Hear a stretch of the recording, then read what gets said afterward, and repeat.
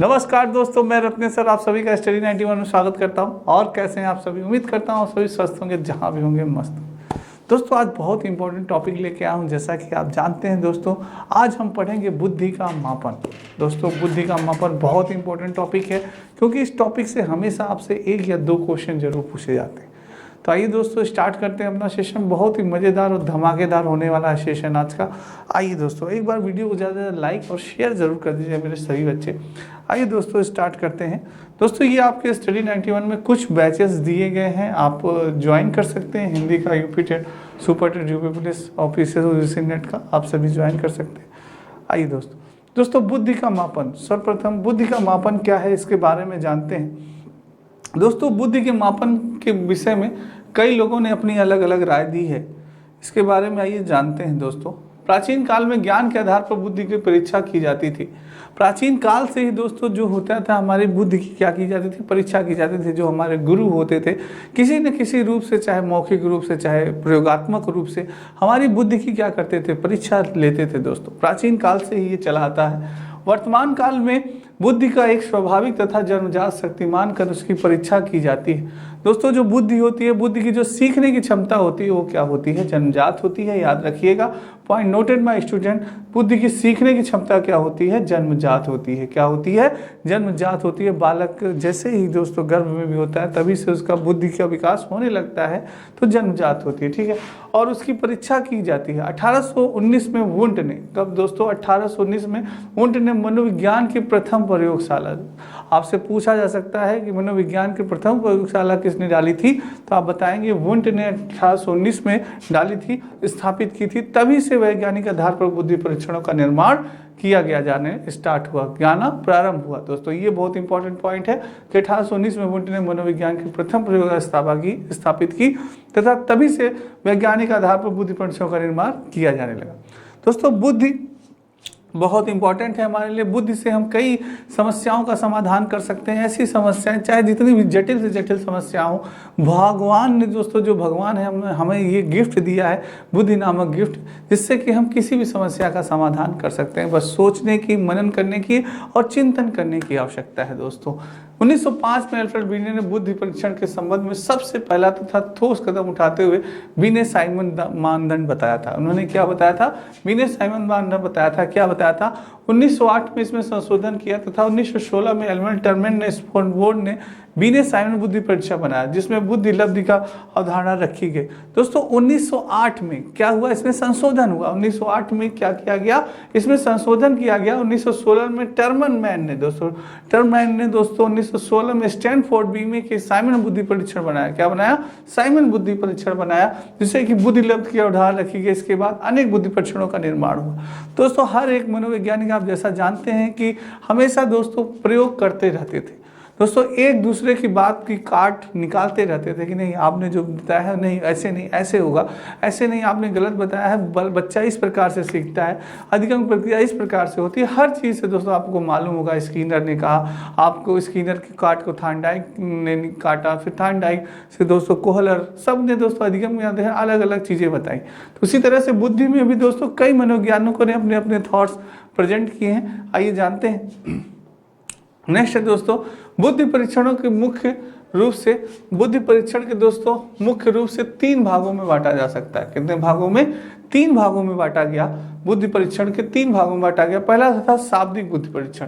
दोस्तों शब्द के माध्यम से हम बुद्धि परीक्षण करते थे लोगों को। जैसे शब्दों से पूछ रहे थे, बेटा बताओ क्या होगा a+b का होल स्क्वायर, तो शब्दों के माध्यम से हमने पूछा आपसे, तो आप बताया सर a² + b² + 2ab। शब्दों के माध्यम से हमने आपकी बुद्धि का परीक्षण लिया कि हाँ कितना आपको आ रहा है। शब्दों के माध्यम से बुद्धि परीक्षण।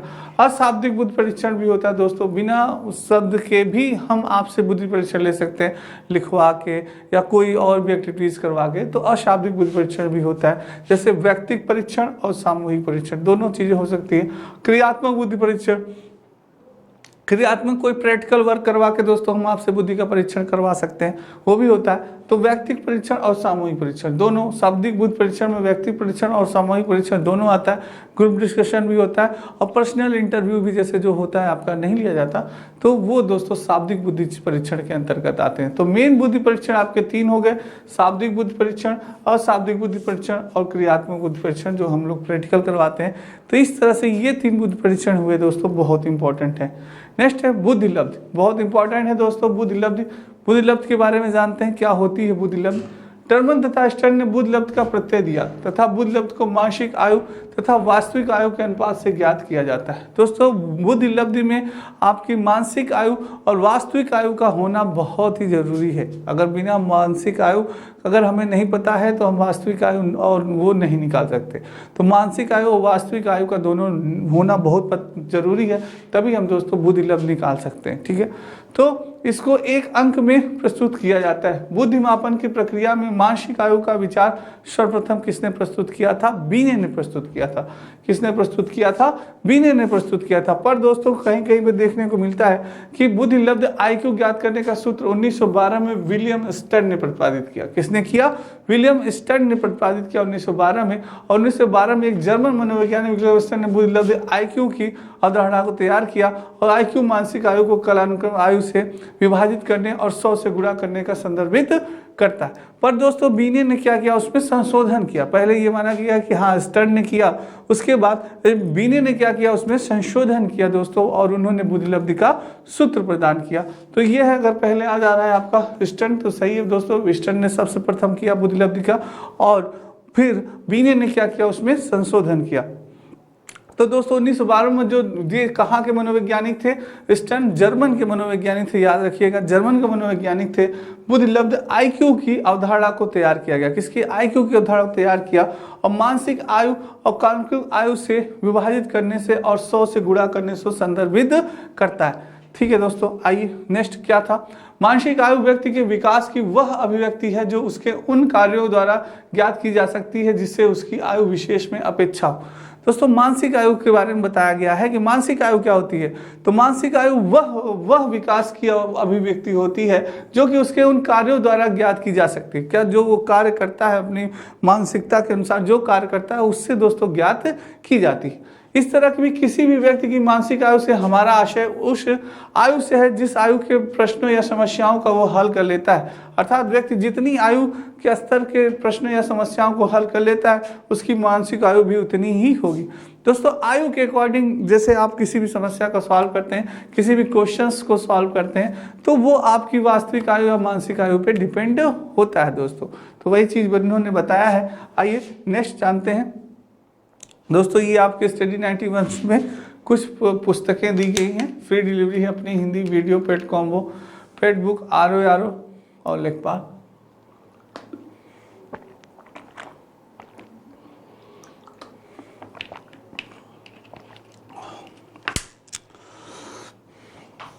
आइए दोस्तों नेक्स्ट चलते हैं।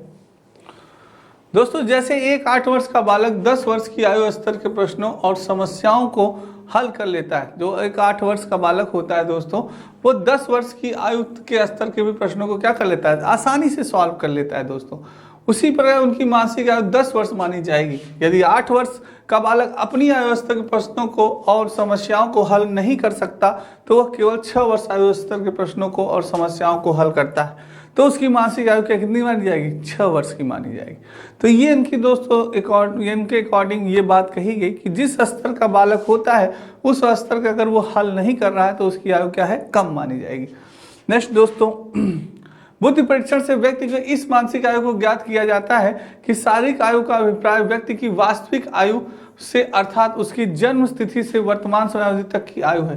बुद्धि परीक्षण से क्या किया गया दोस्तों? बुद्धि परीक्षण व्यक्ति की मानसिक आयु को ज्ञात किया जा सकता है। मानसिक आयु को क्या किया जा सकता है? ज्ञात किया जा सकता है उसकी के बुद्धि परीक्षण से कि क्या है उसकी वास्तविक आयु। तो बुद्धि परीक्षण से बालक की वास्तविक आयु का भी हम पता लगा सकते हैं। और बाल्यावस्था से किशोरावस्था तक बुद्धि में वृद्धि होती रहती है। जो दोस्तों हमारी बुद्धि है वो विकास करती रहती है बाल्यावस्था से लेकर किशोरावस्था तक, वृद्धावस्था तक, मृत्यु तक, यानी जन्म से प्रारंभ होती है हमारी बुद्धि का विकास और अंतिम समय तक चलता रहता है दोस्तों। ऐसा नहीं है कि हम कहीं पर रुक जाते हैं। हमारी बुद्धि का विकास कुछ न कुछ दोस्तों हम सीखते रहते हैं।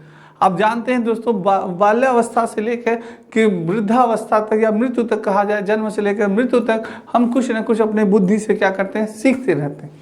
तो वही चीज है, बुद्धि स्थिर नहीं रहती, परंतु बाद में एक अवस्था ऐसी आती है जब बुद्धि स्थिर हो जाती है, बुद्धि लब्धि के निम्न सूत्र द्वारा प्राप्त किया जा सकता है। आइए दोस्तों, बुद्धि लब्धि प्राप्त करने के लिए पहले बुद्धि परीक्षण से मानसिक आयु ज्ञात की जाती है। क्या की थी बुद्धि लब्धि? अगर हमें जानना है दोस्तों तो हमें मानसिक आयु का पता होना बहुत ही आवश्यक है, और फिर उसमें व्यक्ति की वास्तविक आयु का भाग दे दिया जाता है।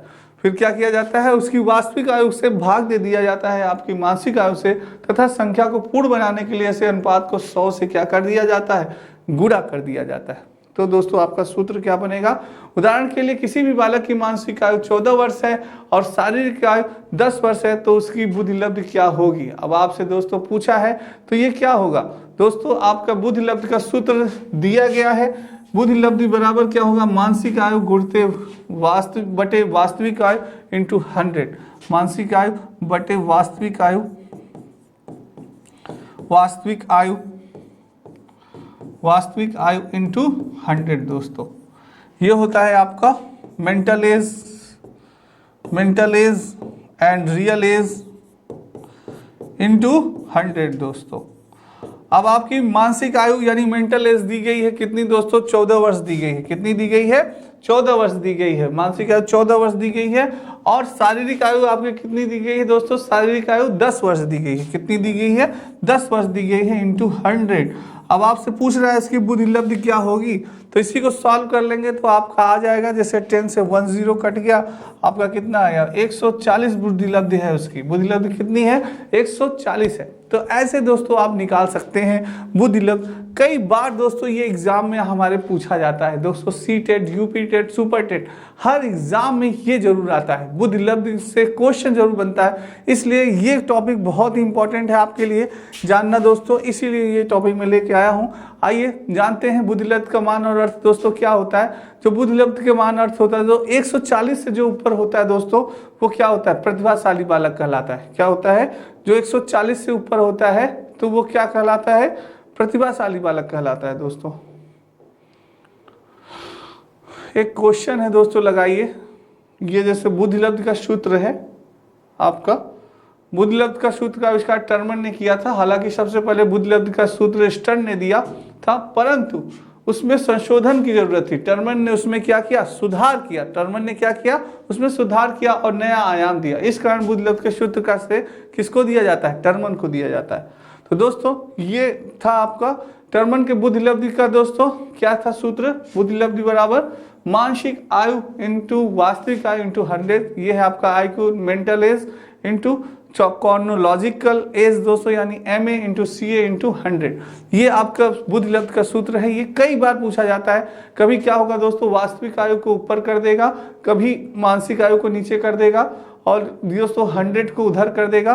तो ये आपको डाउट यानी कंफ्यूज करने के लिए एग्जामिनर आपसे पूछेगा। तो क्वेश्चन कैसे करेगा? पूछेगा कि बताइए बुद्धि लब्धि का सूत्र क्या होता है? बुद्धि लब्धि का सूत्र क्या होता है? अब दोस्तों मानसिक आयु को नीचे कर दिया, इसको नीचे कर देगा, वास्तविक आयु को ऊपर कर देगा, ऐसे ही 2-3 ऑप्शन चेंज करता रहेगा। इसको 100 को उधर कर देगा, बुद्धि लब्धि इधर कर देगा।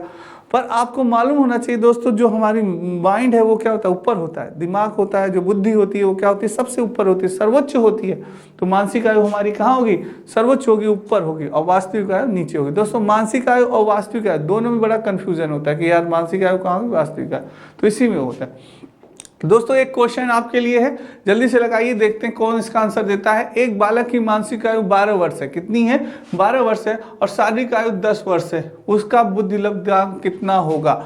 जल्दी से सभी बच्चे आंसर दें, देखते हैं कौन सा सेट देता है। अगर आपको समझ में आया होगा तो आप तुरंत आंसर देंगे, अगर नहीं समझ में आया होगा तो नहीं लगा। ऐसे दोस्तों आपसे क्वेश्चन पूछता है और उसका आंसर आपको देना पड़ता है। जल्दी से आंसर दें सभी बच्चे। बुद्धि लब्धि पूछ रहा है दोस्तों, उसका बुद्धि लब्धांक कितना होगा? जल्दी से आंसर दे सभी बच्चे। दोस्तों जैसे कि आप सभी जानते हैं सूत्र क्या होता है बुद्धि लब्धि का, तुरंत बुद्धि लब्धि इक्वल टू बुद्धि लब्धि क्या दोस्तों, इसको क्या कहते हैं? IQ। IQ इक्वल टू मैंने आपको बताया दोस्तों, मानसिक आयु सबसे ऊपर होगी। मानसिक आयु क्या होगा? सबसे ऊपर होगा। तो क्या होगा? मानसिक आयु, मानसिक आयु मानसिक आयु, मानसिक आयु सबसे ऊपर। उसके बाद क्या होगा, वास्तविक आयु। दोस्तों क्या होगा, वास्तविक आयु या शारीरिक आयु, जो वास्तविक आयु है या शारीरिक आयु, तो वास्तविक आयु, वास्तविक आयु, वास्तविक आयु इनटू क्या दोस्तों, 100। ये आपका सूत्र हो गया दोस्तों। अब वही उसी जगह पे बैठा दीजिए, आराम से आपका आंसर आ जाएगा। जैसे बुद्धि मानसिक आयु पूछ रहा है, तो मानसिक आयु कितना दिया गया है दोस्तों, मानसिक आयु आपका दिया है 12। कितना दिया है मानसिक आयु, 12। और वास्तविक आयु आपका कितना दिया गया है, वास्तविक आयु आपको दिया गया है 10। 12 और 10 दिया गया है, इनटू कितना कर देंगे, 100 कर देंगे, इनटू 100 कर देंगे। 10 से 10 कट हुआ, कितना आया, 120। कितना आंसर है, 120। A option is the right answer. तो बुद्धि लब्ध उसका कितना था, 120 था दोस्तों। इस प्रकार से आपसे क्वेश्चन पूछे जाते हैं एग्जाम में दोस्तों। तो इनकी प्रैक्टिस करनी पड़ेगी, बस क्वेश्चन याद करना पड़ेगा कि भाई बुद्धि लब्ध इक्वल टू मानसिक आयु इंटू वास्तविक आयु इंटू 100। तो दोस्तों तो ये चीजें आपको याद करनी पड़ेगी कि बुद्धि लब्ध बराबर मानसिक आयु बटे वास्तविक आयु इंटू 100 दोस्तों, ठीक है। तो ये चीजें आपको याद करनी पड़ेगी, बस सूत्र याद करेंगे तो आप क्वेश्चन सॉल्व कर लेंगे दोस्तों, ठीक है दोस्तों। यही चीज थी, बहुत ही इंपॉर्टेंट है दोस्तों, ये चीज बहुत इंपॉर्टेंट है आपके लिए। अब दोस्तों बुद्धि लब्ध के यहीं पे पहुंचे थे हम लोग। बुद्धि लब्ध का मान, दोस्तों बुद्धि लब्ध का मान हमेशा पूछा जाता है। जैसे 140 या उससे ऊपर, जो 140 या उससे ऊपर का व्यक्ति होता है, जो बालक होता है, उसे क्या कहते हैं, बुद्धि लब्ध अगर उसकी किसी बालक के 140 से ऊपर है तो उसे क्या कहते हैं। हमेशा प्रश्न बनता है आपके यूपी टेट में, सी टेट से हमेशा इससे पूछा जाता है। तो वो क्या कहलाता है, वो प्रतिभाशाली बालक कहलाता है। क्या कहलाता है, प्रतिभाशाली। और 120 से 139 के बीच में वो अति श्रेष्ठ कहलाता है। क्या कहलाता है, अति श्रेष्ठ बालक कहलाता है। और 110 से 119 के तो वो क्या कहलाता है दोस्तों, श्रेष्ठ बालक कहलाता है। क्या कहलाता है, श्रेष्ठ। और 90 से 109 तो वो क्या कहलाता है, सामान्य बालक कहलाता है। क्या कहलाता है, 90 से 109 के बीच में वह सामान्य बालक कहलाता है। तो दोस्तों ये आपकी यूपी टेट की दोस्तों आपका पुस्तक आ चुकी है मात्र 249 रुपये में। और हिंदी विजुअल का आपका नया बैच भी प्रारंभ हो चुका है।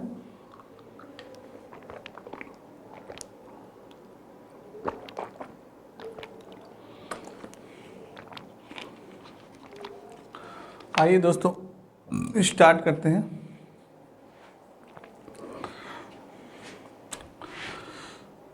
नेक्स्ट, बुद्धि लब्ध का मान अगर 80 से 89 है, 80 से 89 के बीच में है दोस्तों, तो वो क्या है, मंद बुद्धि का बालक है। किसका बालक है, मंद बुद्धि का बालक है दोस्तों। यानी कि 80 से 89 के बीच में अगर उसकी बुद्धि लब्धि है तो आप ये जान लीजिएगा वो क्या है, मंद बुद्धि का बालक है।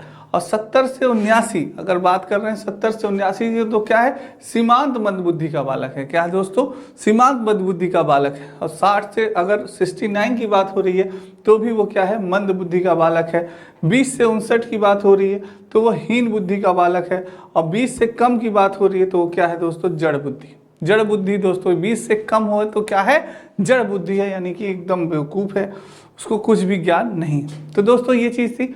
बुद्धि लब्ध या इंटेलिजेंस कोशेंट कई अलग मानकीय परीक्षणों से प्राप्त एक गणना है जिससे बुद्धि का आकलन किया जा सकता है। दोस्तों कई गणना है, कई तरीके से दोस्तों हम बुद्धि का आकलन कर सकते हैं। जैसे आपका मौखिक टेस्ट के द्वारा, लिखित टेस्ट के द्वारा, प्रैक्टिकल के द्वारा, कई तरीके से आपका हम बुद्धि टेस्ट ले सकते हैं। तो कई मनोवैज्ञानिकों ने कई तरीके बताए हैं दोस्तों बुद्धि का यानी परीक्षण करने के लिए, निरीक्षण करने के लिए। तो ये चीज है बुद्धि लब्ध का अर्थ एवं परिभाषा। बुद्धि लब्ध किसी बालक में उपस्थित बुद्धि की मात्रा का मापन है। इस विधि के द्वारा हम बालक के वास्तविक उम्र एवं मानसिक उम्र की सहायता से उसकी बौद्धिक क्षमता को मापते हैं। यानी वास्तविक उम्र और वास्तविक आयु का होना बहुत ही आवश्यक है, तभी हम उसकी बुद्धि लब्धि का पता लगा सकते हैं बालक का। बिना इन दोनों के हम उसका पता नहीं लगा सकते। तो ये चीज है दोस्तों बुद्धि लब्ध का सूत्र। ये आपके यूजी नेट पेपर का कंप्लीट कोर्स दोस्तों, नया बैच प्रारंभ हो गया है। मात्र 999 रुपये में आप सभी ज्वाइन कर सकते हैं दोस्तों यूजीसी नेट का। चलिए आगे जानते हैं। और तो ये सूत्र था दोस्तों, ये आपको मैंने सॉल्व करा दिया। अब बताते हैं दोस्तों व्यक्तिगत बुद्धि परीक्षण और सामूहिक बुद्धि परीक्षण में अंतर। अब बात कर रहे हैं अंतर की, क्या होता है इसका, व्यक्तिगत बुद्धि परीक्षण और सामूहिक बुद्धि परीक्षण में क्या अंतर होता है। दोस्तों जो व्यक्तिगत बुद्धि परीक्षण होता है ये एक समय में केवल एक ही व्यक्ति पर परीक्षण किया जाता है। जैसे कि अगर कोई एक व्यक्ति है, जो व्यक्तिगत बुद्धि परीक्षण होता है उसके अंतर्गत सिर्फ एक व्यक्ति का हम एक समय पर ही बुद्धि परीक्षण कर सकते हैं। दोस्तों किसी एक बालक को का ही हम बुद्धि परीक्षण कर सकते हैं, हाँ उससे पूछ सकते हैं, टेस्ट ले सकते हैं, इंटरव्यू ले सकते हैं उसका। पर जब हम सामूहिक बुद्धि परीक्षण कर रहे हैं, क्या कर रहे हैं, सामूहिक, तो एक साथ अनेक व्यक्तियों के पर हम परीक्षण कर सकते हैं या उनका टेस्ट ले सकते हैं। जैसे दोस्तों हम स्कूल में, विद्यालय में और कोई भी प्रतियोगिता हुई, निबंध प्रतियोगिता हुई, ऐसी प्रतियोगिता करवाते रहते हैं, तो वो क्या है, वो सामूहिक बुद्धि परीक्षण है कि भाई देखते हैं निबंध प्रतियोगिता में कितने लोग हैं, अच्छा लिख पाते हैं। तो वो चीज़ है दोस्तों, वो क्या है, सामूहिक, कई लोगों को बैठा के हम प्रतियोगिता करवाते हैं, तो उसमें उनकी हम क्या करते हैं, बुद्धि परीक्षण करते हैं। और उदाहरण स्टैनफोर्ड बीने परीक्षण, उसका व्यक्तिगत बुद्धि परीक्षण का उदाहरण कौन है, जो स्टैनफोर्ड ने दोस्तों बीने परीक्षण दिए थे, स्टैनफोर्ड ने बीने परीक्षण ने, वो व्यक्तिगत परीक्षण के उदाहरण है। और सामूहिक के आर्मी अल्फा परीक्षण, आप जानते होंगे कि आर्मी अल्फा परीक्षण आपके प्रथम विश्व युद्ध में प्रारंभ हुआ था। तो ये दोस्तों आर्मी अल्फा परीक्षण क्या था, सामूहिक परीक्षण था। क्या था, सामूहिक सैनिकों का परीक्षण किया जाता था उसमें, तो ये क्या था, सामूहिक परीक्षण था, अनुभवी व्यक्ति द्वारा प्रशासित। ये क्या होता है, जो अनुभवी व्यक्ति होता है वही दोस्तों आपसे जो परीक्षण लेगा, अगर व्यक्तिगत परीक्षण ले रहा है तो वो अनुभवी होना चाहिए, तभी वो आपका परीक्षण ले लेगा। उसको भी ज्ञान होना चाहिए, जो चीज़ें, जिस चीज़ का वो परीक्षण ले रहा है उसका उसे ज्ञान होना अति आवश्यक है। अगर ज्ञान ही नहीं होगा तो वो आपका परीक्षण कैसे लेगा, तो ये चीज़ है। सामान्य व्यक्ति भी कुछ प्रशिक्षण के साथ प्रशासन कर सकते हैं। दोस्तों अगर सामूहिक प्रशिक्षण की बात की जाए तो सामूहिक प्रशिक्षण में सामान्य व्यक्ति भी है, चलिए भाई एक दो निबंध टॉपिक याद है, भैया चलिए गाय पर निबंध लिखिए, भैया चलिए होली पे निबंध लिखिए, दीपावली पर निबंध लिखिए, कोई भी टॉपिक बता सकते हैं और उस पर कर सकते हैं। तो दोस्तों वो क्या है, सामूहिक है, सामूहिक में हो सकता है, बहुत सामान्य व्यक्ति भी, प्रशिक्षित भी नहीं है तो ले सकता है।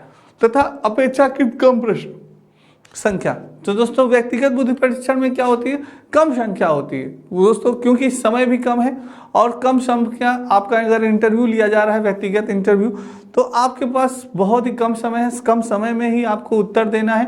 कहते नहीं, गागर में सागर भरने का कार्य करता है इंटरव्यू। इंटरव्यू से आपके मुश्किल से आधे घंटे या 1 घंटे में आपका इंटरव्यू हो जाता है, आधे घंटे में, और आधे घंटे में आपसे कई प्रश्न पूछे जाते हैं और प्रश्नों की संख्या भी कम होती है। उसी से आपके व्यक्तित्व का आकलन लगा लिया जाता है, आपकी बुद्धि का आकलन लगा लिया जाता है। तो वही चीज़ है दोस्तों। नेक्स्ट है, इसमें अपेक्षाकृत अधिक प्रश्नों की संख्या होती है। अब सामूहिक में दोस्तों समय भी पर्याप्त होता है, तो इसमें क्या होता है, अपेक्षाकृत अधिक संख्या होती है प्रश्नों की। क्वेश्चन कैसे बनेगा सर, क्वेश्चन ये बनेगा, आपसे पूछ लेगा कि बताइए अनुभवी व्यक्ति द्वारा प्रशासित परीक्षण के अंतर्गत, किस परीक्षण के अंतर्गत आएगा, व्यक्तिगत बुद्धि परीक्षण या सामूहिक परीक्षण। तो आप बताएंगे सर व्यक्तिगत बुद्धि परीक्षण के अंतर्गत आएगा, क्योंकि जो व्यक्ति अनुभवी होगा तभी वो व्यक्तिगत ज्ञान होना होगा, तभी वो व्यक्तिगत परीक्षण ले सकेगा। आपसे पूछ सकता है कि आर्मी अल्फा परीक्षण किसके अंतर्गत आएगा, व्यक्तिगत बुद्धि परीक्षण के, सामूहिक बुद्धि परीक्षण के, ए या बी दोनों। तो आप बताएंगे नहीं, ये केवल सामूहिक बुद्धि परीक्षण के अंतर्गत आएगा, क्योंकि ये सेना के सैनिकों के ऊपर किया गया। तो ये चीज़ें, ऐसे क्वेश्चन आपसे बन सकते हैं दोस्तों। किस बुद्धि परीक्षण में कम प्रश्न संख्या होते हैं, तो आप बता सकते हैं व्यक्तिगत बुद्धि परीक्षण में कम प्रश्नों की संख्या होती है और इसमें क्या होती है, अधिक होती है। तो ऐसे प्रश्न बन सकते हैं आपसे। नेक्स्ट है, परीक्षण निर्माण कार्य क्या है, कठिन है। दोस्तों जो आपका इंटरव्यू होता है कठिन होता है, काफ़ी कठिन माना जाता है। अरे यार इंटरव्यू है, बहुत सख्त इंटरव्यू है, क्योंकि एग्जामिनर कुछ भी आपसे क्वेश्चन पूछ सकता है, उसके माइंड में कुछ भी आया, और वो प्रेजेंट ऑफ माइंड कहा जाता है इंटरव्यू में दोस्तों। प्रेजेंट ऑफ माइंड होता है, आपको सही सही जवाब देने रहते हैं, कम समय में अधिक आपको वो करना है, वही गागर में सागर भरना।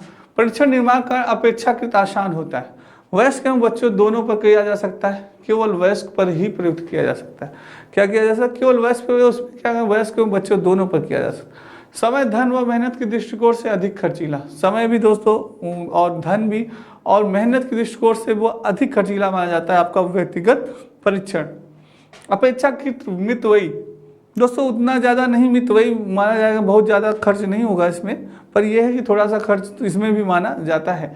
परीक्षण के दौरान नकल की कम संभावना होती है।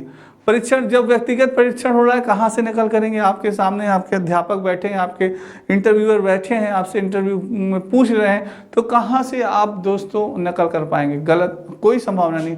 और इसमें क्या होती है, सामूहिक बुद्धि परीक्षण में आपकी नकल करने की संभावना क्या हो जाती है? अधिक हो जाती है, क्योंकि संख्या क्या है? ज़्यादा है।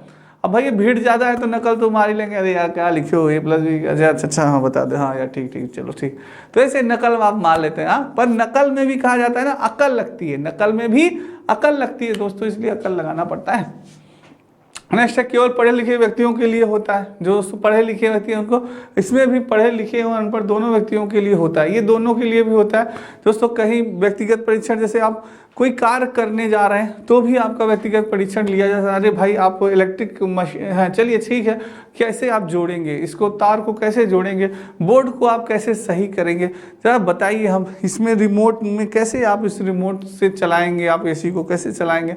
तो ये क्या है, व्यक्तिगत परीक्षा। पर वो पढ़ा लिखा नहीं है, पर अगर वो मैकेनिक है, अच्छा मैकेनिक है, तो वो इसके बारे में जानकारी जानता होगा, इसके बारे में सारी जानकारी आपको तुरंत बताएगा। सर ये बटन देखिए ऑन ऑफ करने के लिए है, ये बटन दोस्तों सर एसी का वो बढ़ाने के लिए है, वो तुरंत आपको सारी चीज़ें बताएगा दोस्तों। थोड़ा बहुत पढ़ा लिखा होना चाहिए, पर नहीं हुई है तो अगर वो जानता है, उसकी इलेक्ट्रिक जानकारी अच्छी है, तो वो बता लेगा। ठीक है, तो ये चीज़ है। नेक्स्ट है दोस्तों, ये आपके वीडियो ग्राम विकास अधिकारी का नया बैच प्रारंभ हो गया है, महाबचत ऑफर, आप सभी ज्वाइन कर सकते हैं।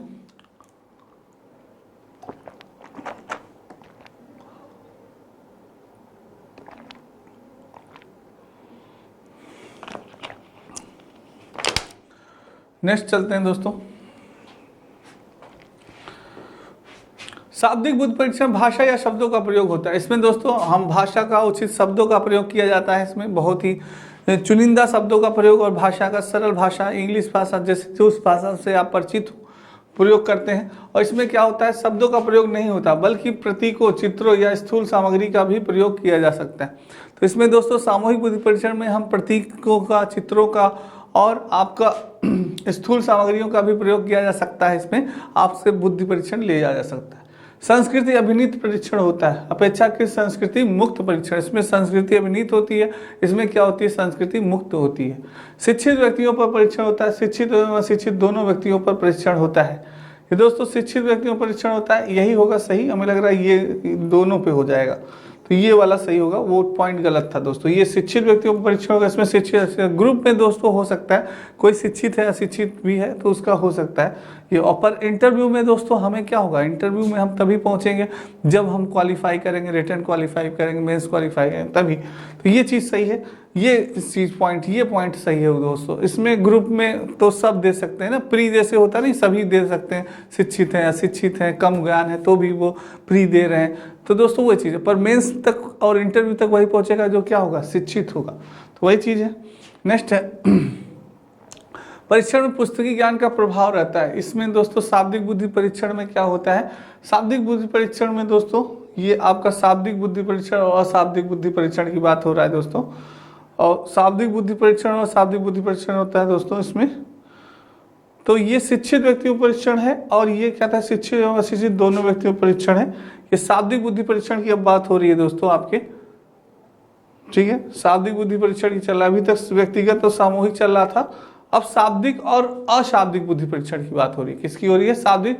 यहाँ पे भाषा तथा शब्दों का प्रयोग होता है और इसमें क्या होता है, शब्दों का प्रयोग नहीं होता बल्कि प्रतीकों, चित्रों या स्थूलों का प्रयोग होता है।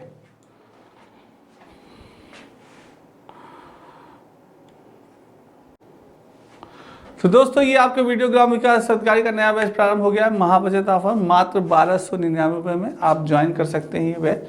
आइए दोस्तों नेक्स्ट चलते हैं। दोस्तों अब बात करते हैं शाब्दिक बुद्धि परीक्षण की और अशाब्दिक बुद्धि परीक्षण की।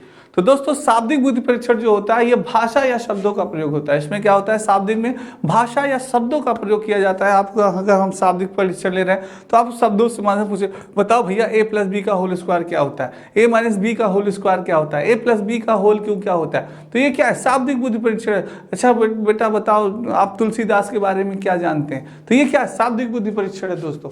अशाब्दिक बुद्धि परीक्षण में इसमें क्या होता है, प्रतीकों और चित्रों का भी प्रयोग किया जा सकता है। प्रतीक दिखाया बेटा क्या है ये, तो ये से भी दोस्तों पूछा जा सकता है आपसे, अशाब्दिक लिखिए इसके बारे में, चलिए इसके बारे में लिखिए क्या है क्या जानते हैं आप इसके बारे में दिखाया गया आपको, अब उस पर लिखिए, 100 शब्दों में लिखिए। तो वही है ना, प्रतीक, चित्रों, स्थूल सामग्री का भी इसमें प्रयोग किया जा सकता है। यह संस्कृत अभिमित परीक्षण होता है, यह अपेक्षाकृत संस्कृत मुक्त परीक्षण होता है, यह शिक्षित व्यक्तियों पर परीक्षण होता है, और यह शिक्षित एवं अशिक्षित दोनों व्यक्तियों पर परीक्षण हो सकता है। दोस्तों ये चीज है, बहुत इंपॉर्टेंट है।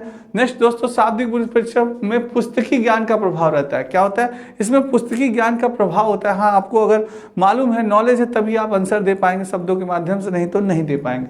और इसमें क्या होता है, पुस्तकी ज्ञान प्रभाव से आप मुक्त भी होते हैं, आप आंसर दे सकते हैं। ठीक है दोस्तों, तो ये दोस्तों आपके नितिन सर के द्वारा लिखी गई हैंड राइटिंग सारी पुस्तकें बहुत इंपॉर्टेंट हैं, जो कि आपके एग्जाम के लिए बहुत काम में आ सकती हैं। प्राचीन इतिहास, मध्यकालीन इतिहास आदि सारी पुस्तकें बहुत इंपॉर्टेंट हैं। ठीक है, तो दोस्तों आज के लिए इतना ही। दोस्तों कल फिर मिलेंगे बहुत ही इंपॉर्टेंट टॉपिक के साथ। तब तक के लिए सभी बच्चों को राधे राधे, जय श्री कृष्ण दोस्तों, और जय हिंद दोस्तों।